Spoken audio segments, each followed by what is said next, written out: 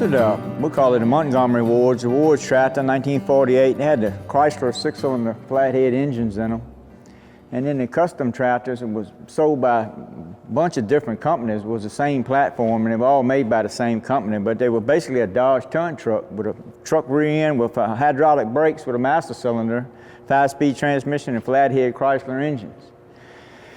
We have the custom and the jumbo, and then the other co-op there also has the Chrysler motor.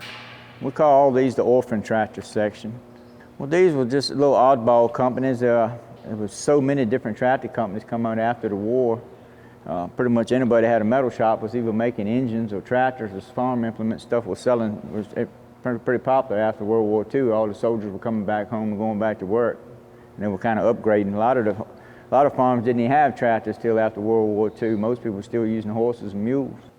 We have a lot of orphan tractors back in the back here. We picked up over the years, and I guess everybody in the tractor business knows what the orphans are. And we've been fortunate to attend some sales. You know that Mr. Keene up in Pennsylvania, he was strictly an orphan tractor collector, and I went up to a sale one Saturday afternoon with him and picked up 10 pieces one day. So if you can run across a situation like that, sometimes kind of helps speed up the process. But he was a very fine fellow, and I hung out with him all afternoon, waiting for some trucks to come pick the tractors up, and he shared some neat stories with me about his collection and what he'd done over the years. And unfortunately, Mr. Keene, I suppose, had cancer, and he knew what his situation was, so that's what prompted him to get rid of his collection. But we still think about him a lot, you know, when I walk by some of his tractors back here that we wouldn't have been able to get our hands on. He was a perfectionist, I guess you would say, and all his tractors are first-class restorations. We had the Co-op E3, which was made by Cockshunt, and so was the Gimbel's Farm Crest was sold by a hardware company. They branded them with their name, but they were made through Cockshunt. We have the Graham Bradleys, we had the row crop and the standard version of the Graham Bradley, and it was sold by Sears and Roebuck. You could order these right out of the Sears catalog.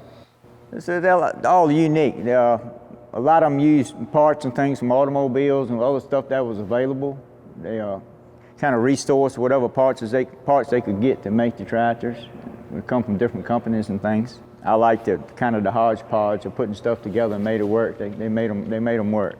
Here we have a couple examples of a tractor called an Empire, 1947 model. This is a Model 90.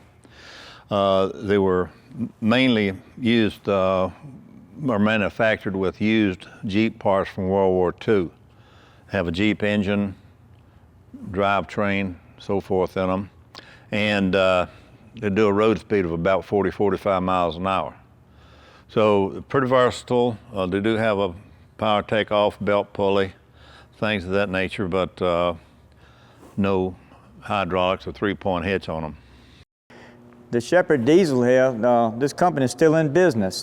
They make steering gears now. I think they call it Shepherd steering. And I've never seen many of these tractors in our area around here, but they're more up north. But I've seen more of the Farmall M's with the Shepherd diesel conversions in them. They make quite a few of those. They could put that conversion kit, fit a Farmall M tractor, and it gave it a little more power. It gave it diesel power.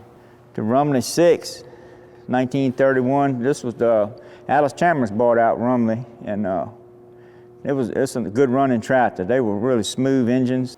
We had the Leader and the Brockway. They have some similarities to them. If you notice the lines in the grills and the frame rails and all were pretty much identical. I'm pretty sure they were made by the same company. And there's another company that came out right after World War II. I only made 400 of the Brockways, so it's a pretty rare tractor.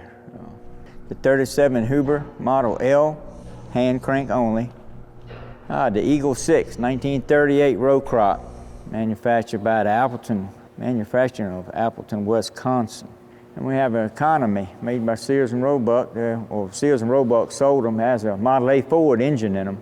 They were just a kind of a component tractor, a really cheap tractor that most farmers could afford.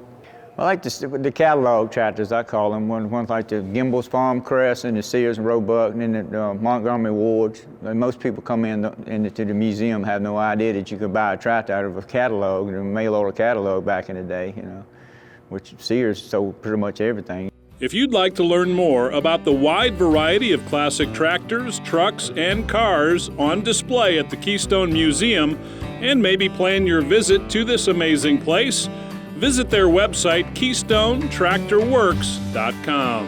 Hey, thanks for catching Classic Tractor Fever. Be sure to like and subscribe to our channel right here on YouTube. You can also find even more videos and branded merchandise over on our website, ClassicTractorsTV.com. Now don't forget, hit that like and subscribe button.